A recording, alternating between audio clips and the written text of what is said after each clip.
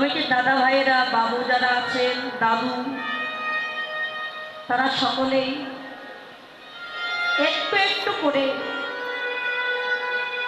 ভক্ত বৈষ্ণবের দুয়ারে গিয়ে ভিক্ষা করে আজ এই বৈষ্ণবের বাজার দিয়েছে। বৈষ্ণবের বাজার দিতে গিয়ে অনেক ধৈর্যের পরীক্ষা দিতে হয়েছে। কত লোকে ভালো মুখে ভিক্ষা দিয়েছে, কত লোকে আজে বাজে কথা বলেছে। এত কষ্ট সহ্য করেও এই বৈষ্ণবের বাজারটা দিয়েছে কেন জানে? শুধু আপনাদের মতো সাধুগুরু বৈষ্ণবের চরণের ধুলি অঙ্কে আজকে আমরা সবাই এসেছি। আগামী বছর যখন আমার কীর্তন হবে, হয়তো আমাদের মধ্যে অনেকেই থাকবো,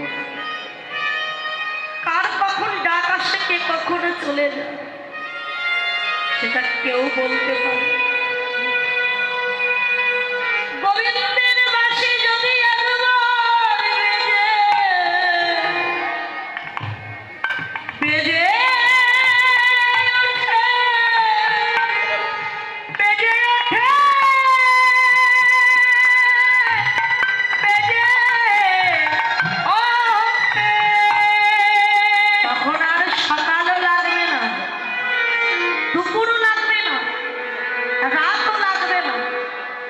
বাঁশি বাজলেই চলে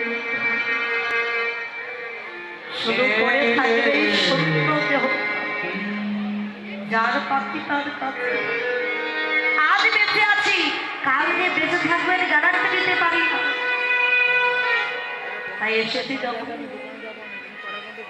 এমন ভাগ্যটা যদি আমার জীবনটা না আসে,